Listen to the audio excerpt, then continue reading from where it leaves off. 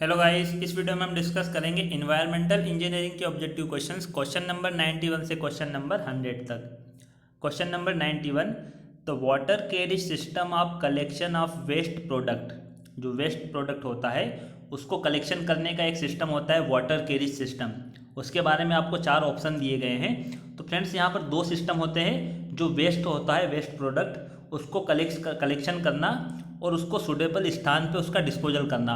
तो उसके 2 सिस्टम होते हैं। एक सिस्टम होता है वाटर कैरेज सिस्टम और सेकेंड होता है ड्राई कंजर्वेंसी सिस्टम। तो इन दोनों सिस्टम को पहले हम समझ लेते क्या होता है ये सिस्टम, उसके बाद हम देखेंगे कौन सा ऑप्शन हमारा करेक्ट होगा। फ्रेंड्स, ये जो फर्स्ट क्वेश्चन है इस वीडियो का 91, क्वेश्चन नंबर 91, ये थोड़ा लेंदी क्वेश्चन है क्योंकि हम इन दोनों सिस्टम को समझेंगे और इनके डिसएडवांटेजेस और एडवांटेजेस हम देखेंगे क्या है, क्योंकि इससे क्वेश्चन बनते हैं। आपकी मेंस एग्जाम होती है, एसएससी जेईई की मेंस एग्जाम होगी, ठीक है, या स्टेट इंजीनियरिंग एग्जाम होती है। यदि उसमें मेंस एग्जाम होगी, रिटन एग्जाम है, तो उसमें ये क्वेश्चन पूछे जाते हैं। वाटर कैरेज सिस्टम और कंजर्वेंसी सिस्टम, इसके बारे में थ्योरी भी आ सकती है लिखने को, तो इसको हम समझ लेते हैं थोड़ा, और इससे ऑब्जेक्टिव भी 4 से 5 क्वेश्चन बनते हैं। तो इन दोनों को हम समझ लेते हैं, उसके बाद हम ऑप्शन डिस्कस करेंगे कौन सा ऑप्शन हमारा करेक्ट होगा। पहला है कंजर्वेंसी सिस्टम या ड्राई कंजर्वेंसी सिस्टम। इसमें क्या होता है, वेस्ट डिस्पोजल या उसको रिफ्यूज भी कहा जाता है, are collected separately and disposed of. उसको अलग अलग कलेक्ट करते हैं जितना भी वेस्ट होगा, ठीक है। वेस्ट क्या हो सकता है, एक तो सूखा कचरा हो सकता है, जहाँ पर यहाँ पर दिया गया है गार्बेज। गार्बेज को हम बोलेंगे सूखा कचरा। Garbage is collected separately in dustbin, जिसको कि डस्टबिन में अलग से कलेक्ट किया जाता है, and conveyed bye covered car. जो कार्ट होगी उसको कवर्ड किया हुई कार्ट रहेगी, उसके द्वारा कन्वे करते हैं डस्टबिन से वो कचरा, कार्ट की सहायता से जो भी सुटेबल स्थान होगा वहाँ पर ले जाया जाता है। Second, the human and animal waste are collected in pans. वो जो वेस्ट होगा ह्यूमन और एनिमल का, उसको पेन में कलेक्ट करते हैं, और जिसको नाइट सॉइल भी कहा जाता है। तो ये भी क्वेश्चन पूछा जाता है, नाइट सॉइल क्या है। C, the storm water is conveyed separately by close and open channels. या तो क्लोज चैनल या ओपन चैनल, या इन दोनों चैनल से जो बारिश का पानी होता है, स्टॉर्म वाटर होगा, उसको कन्वे किया जाता है। तो जो कंजर्वेंसी सिस्टम हमने देखा यहाँ पर फ्रेंड्स, उसमें क्या है, ए, बी और सी 3 तरीके से कलेक्शन किया जाता है जो वेस्ट होगा उसका। मतलब अलग अलग कलेक्शन हुआ, सेपरेट कलेक्शन हुआ है, सेपरेटली कलेक्शन जो हुआ है यहाँ पर, गार्बेज का कलेक्शन अलग से किया गया है, ह्यूमन और एनिमल वेस्ट जो नाइट सॉइल है उसका कलेक्शन अलग से किया गया है, और स्टॉर्म वाटर के लिए यहाँ पर क्लोज या ओपन चैनल बनाया गया है। तो ये सिस्टम हो जाएगा conservancy system. This system is outdated, ये पुराना सिस्टम हो गया है, आउटडेटेड सिस्टम है now, and can be used in rural areas. ये रूरल एरियाज में यूज़ किया जा सकता है। This system has the following disadvantages. इसके यहाँ पर कुछ डिसएडवांटेजेस दिए गए हैं। पहला है, the system has less initial cost but the maintenance cost is high. यहाँ पर इनिशियल इसकी प्रारंभिक लागत कम होगी, लेकिन मेंटेनेंस ज़्यादा लगेगा। मेंटेनेंस क्यों ज़्यादा लगेगा, जब हम सारे पॉइंट डिस्कस करेंगे तो आपको समझ में आ जाएगा मेंटेनेंस इसमें क्यों ज़्यादा लगता है। Second, the laboratory has to build away from the residential building which causes inconvenience. ठीक है, वो बिल्डिंग से दूर बनाई जाती है तो वो इनकन्वीनियंस होगी, वहाँ पर जाना थोड़ा मुश्किल होता है। द नाइट सॉइल इज, ये स्पेस कम होने की वजह से थर्ड पॉइंट मैंने यहाँ से स्टार्ट किया है। The night soil is carried once in 24 hours while the becomes sanitary insanitary after 5 to 6 hours causing bad smell and fly nuisance. तो फ्रेंड्स, क्या होता है, जो नाइट सॉइल होती है, यहाँ पर हमने देखा था नाइट सॉइल, उसको 24 आवर के बाद, ठीक है, 24 आवर के बाद कैरिड किया जाता है एक बार, ठीक है, एक बार उसको कैरी किया जाता है, लेकिन 5 से 6 घंटे में ही जो नाइट सॉइल होती है वहाँ से बेड स्मेल आने लगती है। तो ये भी एक इसका डिसएडवांटेज हो जाएगा। नेक्स्ट है, यदि जो लेबर है, जो काम करने वाले मजदूर है, ठीक है, जो गार्बेज को कलेक्ट करते हैं और उसको कन्वे करते हैं कार्ट की सहायता से, कवर्ड कार्ट होगी उसकी सहायता से उसको कन्वे करते हैं, तो वो जो लेबर होंगे यदि वो स्ट्राइक पे चले जाते हैं तो ये सिस्टम टोटली फेल हो जाता है। ठीक है, नेक्स्ट पॉइंट है, the night soil trenching ground required large areas of disposal.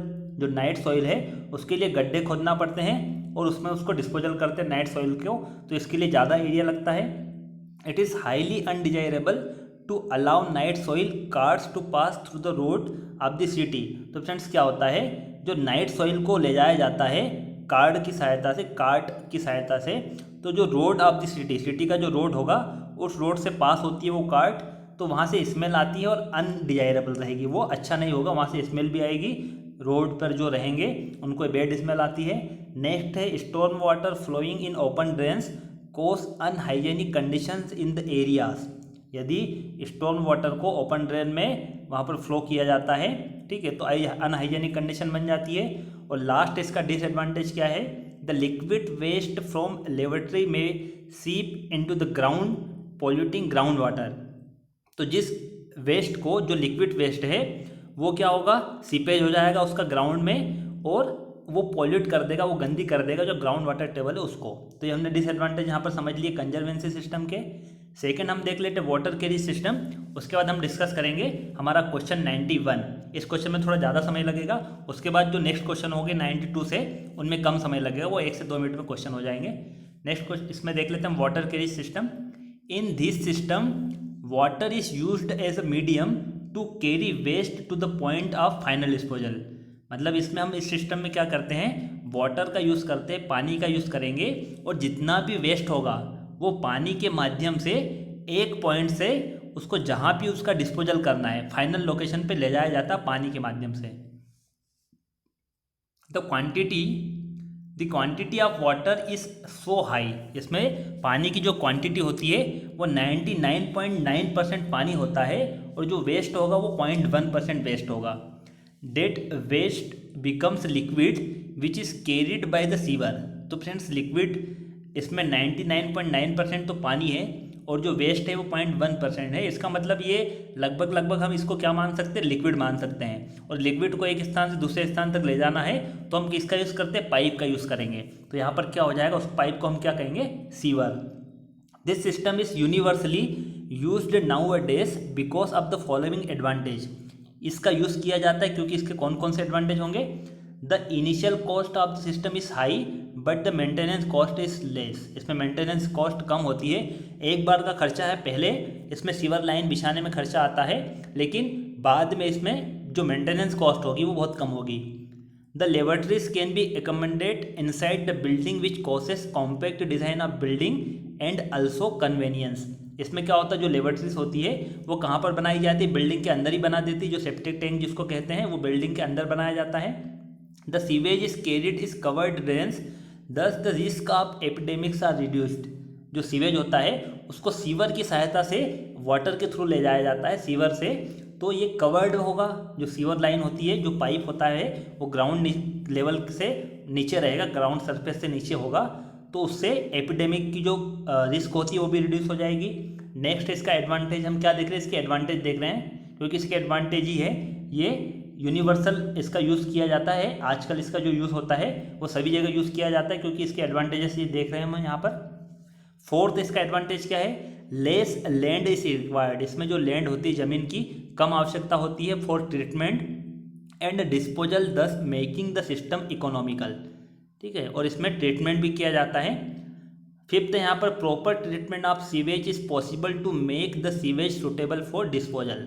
तो जो भी सीवेज आता है उसको पहले ट्रीटमेंट करते हैं और उसके बाद उसका डिस्पोजल किया जाता है।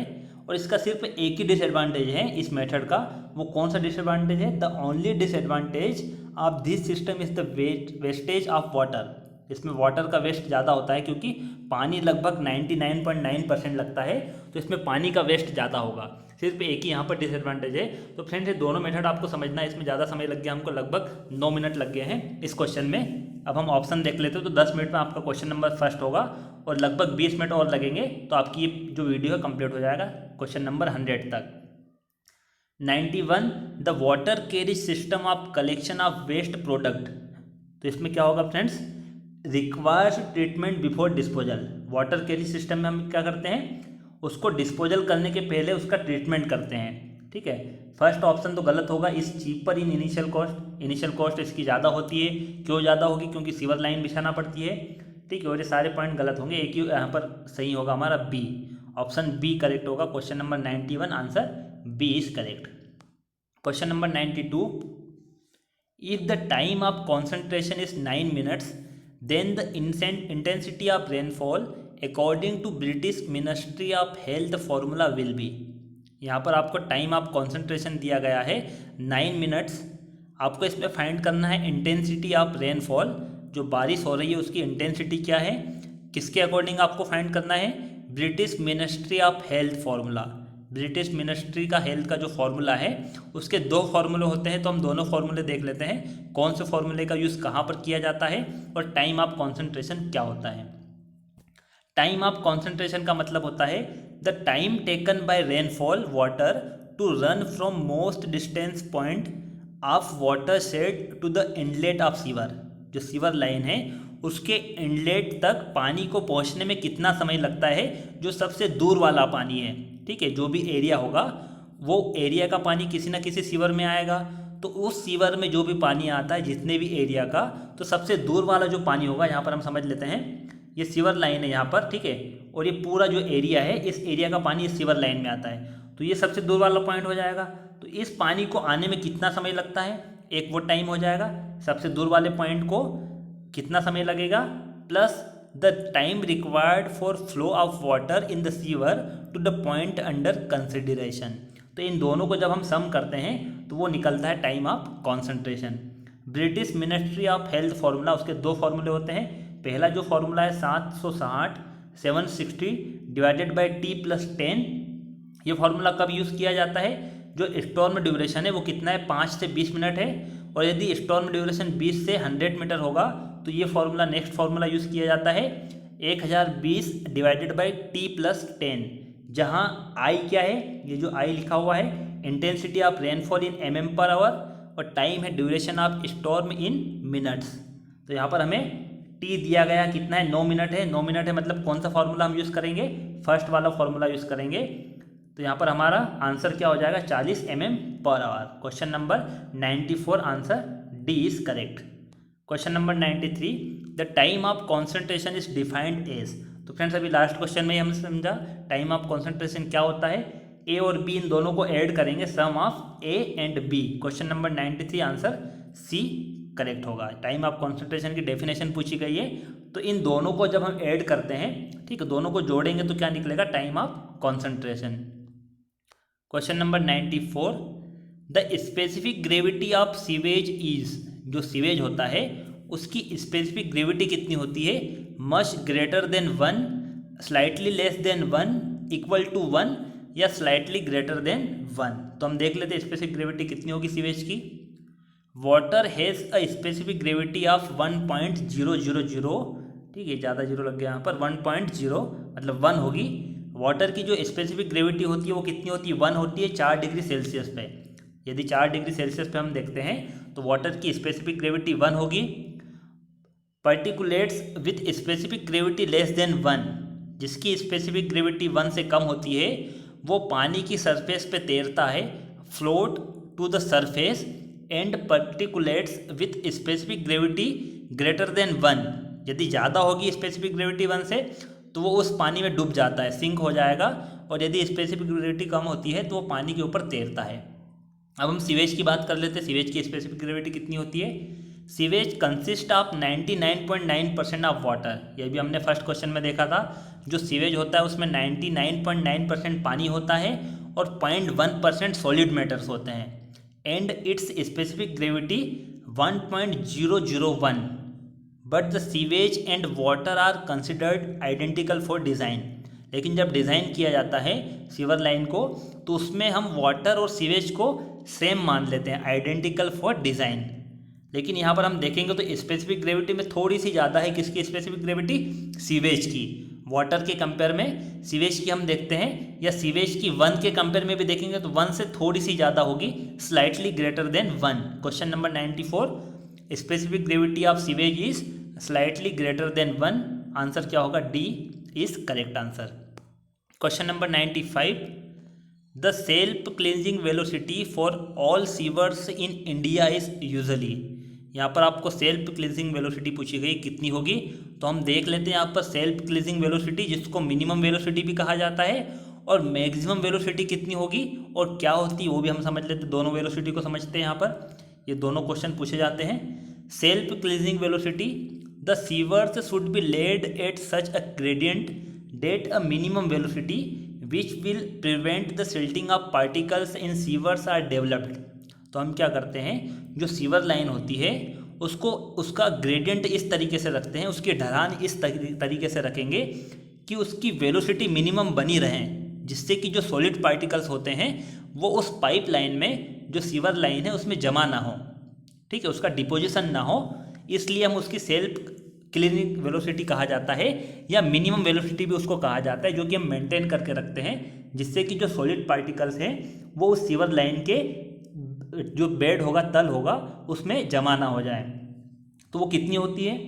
The self cleansing velocity for all sewers in India is usually 1.0 metre per second to 2.0 metre per second. India में हम यूज़ करते हैं 1 से 2 metre per second velocity minimum रखी जाती है सीवर में। मैक्सिमम वेलोसिटी भी की उसकी भी एक लिमिट होती है। ऐसा नहीं कि मिनिमम वेलोसिटी के चक्कर में आपने उसको ग्रेडियंट इतना दे दिया कि वो वेलोसिटी मैक्सिमम से ज़्यादा हो गई। मैक्सिमम का मतलब क्या होगा? मैक्सिमम वेलोसिटी या नॉन स्कोरिंग वेलोसिटी। इसका मीनिंग्स क्या होगी? If the velocity of flow exceed a certain limit, यदि वेलोसिटी एक लिमिट से ज़्यादा हो जाती है तो क्या होता है? The particles of solid matter, क्योंकि जो वेस्ट होगा उसमें सॉलिड पार्टिकल भी होंगे, ठोस पार्टिकल होंगे, तो वो क्या करते हैं, जो सीवर लाइन है उसके अंदर की सरफेस को डैमेज करने लगते हैं। ठीक है, जो सॉलिड पार्टिकल्स होंगे वो सीवर की अंदर की जो सरफेस होगी, इनसाइड सरफेस, उसको डैमेज करने लगते हैं। इन अदर वर्ड्स, या दूसरे शब्दों में हम क्या कर सकते हैं, a scoring action takes place. तो वहाँ पर स्कोरिंग एक्शन होने लगती है, और जो इंटरनल सरफेस होगी उस सीवर लाइन की, उसका स्कोर होने लगता, मतलब वो धीरे धीरे टूटने लगती है। The maximum permissible velocity at which no such scouring action will occurs is known as non scouring velocity, and it mainly depends on the material of sewers. और वो जनरली किस पे डिपेंड करती है? मटेरियल पे। सीवर का material कैसा है, किस मटेरियल से सीवर बना हुआ है। यदि अच्छे मटेरियल से बना हुआ होगा तो उसमें हम मैक्सिमम वेलोसिटी थोड़ी ज़्यादा रख सकते हैं, ठीक है, दूसरे के कंपेयर में जो मटेरियल अच्छा नहीं होगा। तो यहाँ पर हमने दोनों को समझ लिया, सेल्फ क्लीजिंग वेलोसिटी और मैक्सिमम वेलोसिटी क्या होगी। आपको क्वेश्चन में पूछा गया तो उसकी लिमिट क्या होगी? 1 से 2 metre per second. Question number 91, answer B is correct. Question number 95 का आंसर था B. Question number 96, the slope of sewer shall be. जो सीवर होती है, सीवर का मतलब जिससे कि हम सीवेज को कन्वे करते हैं वाटर के द्वारा, पानी के द्वारा। हमने समझा भी था वाटर कैरेज सिस्टम, ठीक है, वाटर कैरेज सिस्टम था, उसमें हम सीवर लाइन का यूज़ करते हैं। जो वेस्ट होता है उसको एक स्थान से दूसरे स्थान पे ले जाते हैं, ट्रीटमेंट प्लांट तक ले जाते हैं, वहाँ पर ट्रीटमेंट करते हैं, उसके बाद उसका डिस्पोजल कर देते हैं। तो यहाँ पर हम देखते हैं जो सीवर लाइन होगी उसका स्लोप क्या होता है। Direction of sewer line, sewer line की डायरेक्शन जो होगी या स्लोप जो होगा वो क्या होगा? Sewer should be flow as far as possible the natural slope of ground. Sewer को ऐसे ग्राउंड पे फ्लो किया जाता है कि उसका नेचुरल स्लोप हो, ठीक है, जितना पॉसिबल हो सके उसको नेचुरल स्लोप जो होता है ग्राउंड का, उस पर ही फ्लो किया जाता है, जिससे कि वो ग्रेविटी से फ्लो हो सके, किसी भी पंप की आवश्यकता वहाँ पर ना हो, अंडर ग्रेविटी वो फ्लो हो सके। तो क्वेश्चन नंबर 96 का आंसर क्या हो जाएगा? Given in the direction of natural slope of ground. Question number 96, answer A is correct. Question number 97, the design discharge for the separate sewer system shall be taken as. यहाँ पर आपको design discharge पूछा गया है, separate sewer system के लिए कितना होता है? तो हम दोनों के लिए समझ लेते हैं फ्रेंड्स। एक सेपरेट सिस्टम होता है और एक कंबाइंड सिस्टम होता है। लास्ट वीडियो में मैंने आपको समझाया था, 3 सिस्टम मैंने समझाए थे आपको।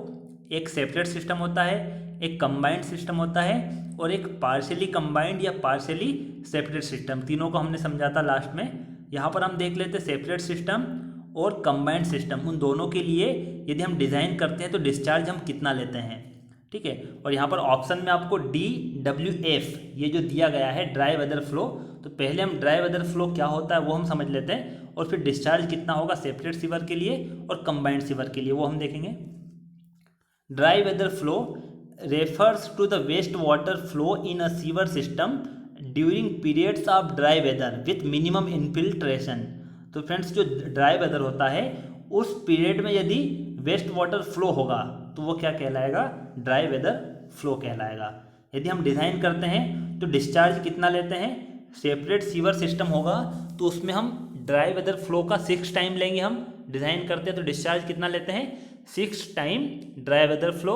और कंबाइंड सीवर सिस्टम के लिए जितनी भी बारिश होती है कंबाइंड में हम क्या करते हैं, उसमें बारिश का पानी भी एक ही सीवर से फ्लो करवाते हैं। कंबाइंड हमने पढ़ा था, कंबाइंड में क्या होता है, जो बारिश का पानी होता है, ठीक है, और जो सरफेस वाटर होगा, इंडस्ट्री से जितना भी वेस्ट निकलता है, डोमेस्टिक से जितना वेस्ट निकलता है, इन सभी को एक ही सीवर लाइन से फ्लो किया जाता है, ठीक है। तो वो कंबाइंड सीवर सिस्टम हो जाएगा। तो उसमें बारिश का पानी भी ऐड हो जाता है। यहाँ पर बारिश का पानी होगा rainfall plus 2 into dry weather flow. Question number 97 answer हमारा क्या होगा, यहाँ पर आपको पूछा गया है सेपरेट सीवर के लिए, तो आंसर डी जो है वो करेक्ट हो जाएगा। Question number 97 answer D is correct. Question number 98 the design discharge for the combined sewer system shall be taken as.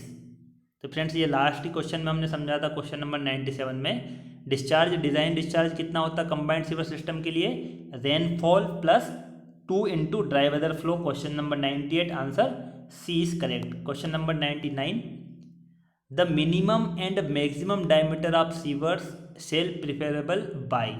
यहाँ पर जो सीवर लाइन है उसका मिनिमम और मैक्सिमम डायमीटर आपको पूछा है कितना होगा, तो हम देख लेते हैं। यहाँ पर मिनिमम सीवर साइज कितना होता है, minimum sewer size 15 centimetre is taken, 15 centimetre लिया जाता है। क्यों लिया जाता है वो भी हम समझेंगे। यहाँ पर 15 centimetre is taken as the minimum sewer size. इसका कारण क्या है, the reason being that the choking does not take place even with the bigger size particles which are usually throw into the sewer through manholes. ठीक है, जो sewer line है उसमें main whole जो होगा वहाँ से यदि किसी बड़े पार्टिकल को थ्रो किया जाता है, फेंका जाता है, तो वो भी पार्टिकल उस सीवर से क्या हो जाए, फ्लो हो जाए। ठीक है, कम से कम 15 सेंटीमीटर उसका डायमीटर रखना है, जिससे कि 15 सेंटीमीटर मतलब बड़ा यदि उसमें कोई पार्टिकल भी फेंके जाते हैं, बड़े पार्टिकल्स, बिगर साइज के, ज़्यादा साइज के पार्टिकल भी फेंके जाएंगे उस सीवर लाइन में मेन होल्स की सहायता से, तो वहाँ पर वो फ्लो हो सके। इसलिए मिनिमम साइज हम रखते हैं 15 सेंटीमीटर। मैक्सिमम साइज कितना रखा जाता है, 30 सेंटीमीटर। और एक और चीज़ यहाँ पर समझ लेते हैं हम, एक क्वेश्चन और बन सकता है, minimum cover of sewer. Minimum cover sewer क्या होता है वो भी हम समझते हैं और कितना होता है। मिनिमम कवर होता है 1 metre is taken as the minimum cover, 1 metre रखा जाता है minimum cover over the sewers to avoid damage from live loads coming on the sewer. तो फ्रेंड्स क्या होता है, जो सीवर लाइन होती है उसको ग्राउंड के नीचे बनाया जाता है। ये ग्राउंड है, ये ग्राउंड लेवल है, तो इस ग्राउंड के ऊपर व्हीकल होंगे, लाइव लोड होगा, ठीक है, व्हीकल चलेंगे और दूसरे भी लोड आएंगे लाइव लोड। तो इस सीवर लाइन को कम से कम हम क्या करते हैं, ग्राउंड लेवल से 1 मीटर की डेप्थ पे रखते हैं, ये 1 मीटर रखते हैं, तो इन लाइव लोड का कोई इम्पेक्ट ना इस पर पड़े, तो इसको कहा जाता है मिनिमम कवर। वो कितना होता है, 1 मीटर। ये भी क्वेश्चन आपको पूछा जा सकता है ऑब्जेक्टिव में, कितना होता है 1 मीटर। क्वेश्चन नंबर 99 आंसर क्या होगा, मिनिमम 15 सेंटीमीटर और maximum 30 centimetre. Question number 99 answer B is correct. Question number 100 last question है इस वीडियो का, the main disadvantage of cement concrete sewers is.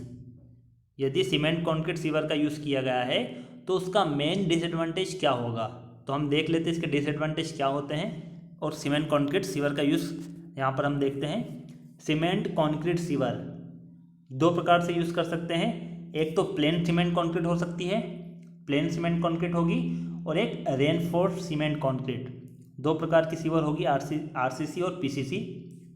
PCC plane cement concrete का use कब किया जाता है, जब सीवर का डायमीटर 60 सेंटीमीटर से कम हो या 60 सेंटीमीटर तक हो।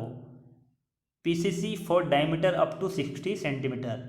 Suitable for small storm drains, ये सुटेबल होती है स्मॉल स्टॉर्म ड्रेन के लिए।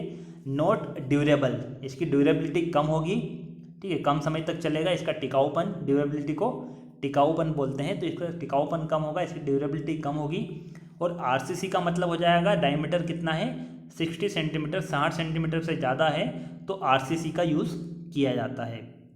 दे may be cast in situ और प्री कास्ट। जो आरसीसी होती है या तो उसको फील्ड पे ही बनाया जा सकता है, कास्ट इन सीटू, जहाँ पर काम चल रहा है वहाँ पर उसको बना सकते हैं, या पहले से ही कास्ट किया जा सकता है। ठीक है, 2 तरीके से यहाँ पर कास्ट किया जा सकता है। रेजिस्टेंस टू हेवी लोड, जो हेवी लोड होता है उसको रजिस्ट करता है।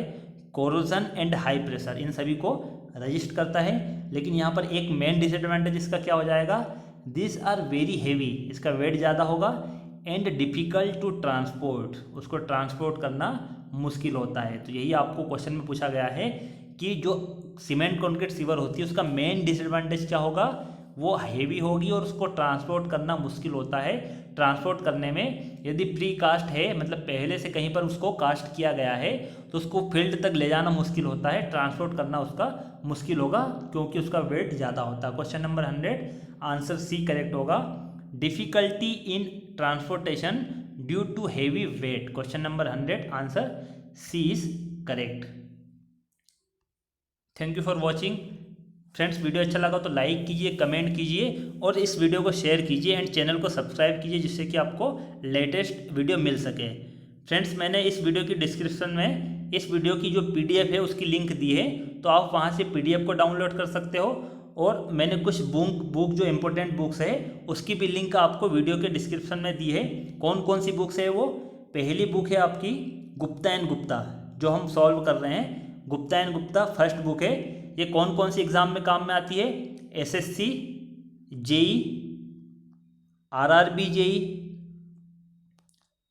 स्टेट PSC, जितने भी स्टेट है वहाँ पर PSC में काम में आएगी, जो PSC कंडक्ट करवाती एग्ज़ाम, असिस्टेंट इंजीनियर की, जिसको हम AE की एग्ज़ाम बोलते हैं, स्टेट इंजीनियरिंग एग्ज़ाम होगी, उसमें भी ये बुक काम में आती है, गुप्ता एंड गुप्ता। ठीक है, SSC JEE में, RRB JEE में, और अदर जो SSC होती है, स्टेट SSC, ठीक है, स्टेट SSC होती है, जैसे अभी HSSC हरियाणा SSC, ठीक है, Himachal Pradesh SSC, Uttarakhand SSC, Uttar Pradesh SSC, इस तरीके से अलग अलग स्टेट की जो SSC होती है उनमें ये बुक जो है गुप्ता एंड गुप्ता, इसको यूनिवर्सल बुक माना जाता है। ये किसी भी स्टेट की एग्ज़ाम हो या SSC JEE हो, RRB JEE हो, आपको बेसिक बुक तो गुप्ता एंड गुप्ता तो पढ़ना ही है, गुप्ता एंड गुप्ता। ठीक है, यदि आपकी गुप्ता एंड गुप्ता कंप्लीट हो जाती है तो सेकेंड बुक होती है R अगोर, सेकेंड बुक R अगोर है, और ये दोनों बुक कंप्लीट हो जाती है तो एक खुरमी आती है, RS खुरमी, RS खुरमी भी आप पढ़ सकते हो। ये 3 बुक है जिसको कि सिविल का यूनिवर्सल बुक माना जाता है तीनों को। इन तीनों की लिंक मैंने वीडियो के डिस्क्रिप्शन में दी है, वहाँ से आप परचेस कर सकते हो, या आपके आसपास कहीं ऑफलाइन शॉप हो वहाँ से भी आप इसको परचेस कर सकते हो। और फ्रेंड्स, इन तीनों के अलावा जितना भी सिविल का जो सिलेबस है उसका यदि आपको जल्दी से रिवीजन करना है, फास्ट आपको रिवीजन करना है, क्विक रिवीजन करना है, यदि आपने नोट्स नहीं बनाए हैं और नोट्स नहीं बना पाते हो, तो एक हैंडबुक आती है मेडिजी की, एक हैंडबुक आती है मेडिजी की, उस बुक से आप क्विक रिवीजन कर सकते हो, जल्दी से जल्दी आप उसका रिवाइज कर सकते हो पूरे सिलेबस का। उसमें इंपॉर्टेंट फॉर्मूले दिए गए हैं और इम्पोर्टेंट पॉइंट्स भी उसमें दिए गए हैं, हैंडबुक है, उसकी भी लिंक मैंने डिस्क्रिप्शन में प्रोवाइड की है, उसको भी आप परचेस कर सकते हो। और एक होती है SSC JEE के प्रीवियस ईयर के पेपर, वो भी आप देख सकते हो किस तरीके से क्वेश्चन पूछे जाते हैं, क्योंकि कुछ क्वेश्चन रिपीट होते हैं प्रीवियस ईयर से। तो आप SSC JEE की जो बुक है, IES मास्टर कोचिंग और मेडिजी कोचिंग, इन दोनों ने पब्लिश की है, तो इन दोनों की आप बुक देख सकते हो, दोनों अच्छी बुक है, इनकी भी मैंने डिस्क्रिप्शन में लिंक दी है, तो आप इन 5 बुक को परचेस कर सकते हो, गुप्ता एंड गुप्ता, अगोर, RS खुरमी, ठीक है, और मेडिजी की हैंडबुक, और एक SSC JEE के previous year paper solve paper. तो इन 5 बुक को आप परचेस कर सकते हो स्टेट एग्जाम के लिए, SSC JEE और RRB के लिए। Thank you for watching friends. Video अच्छा लगा तो लाइक ज़रूर कीजिए।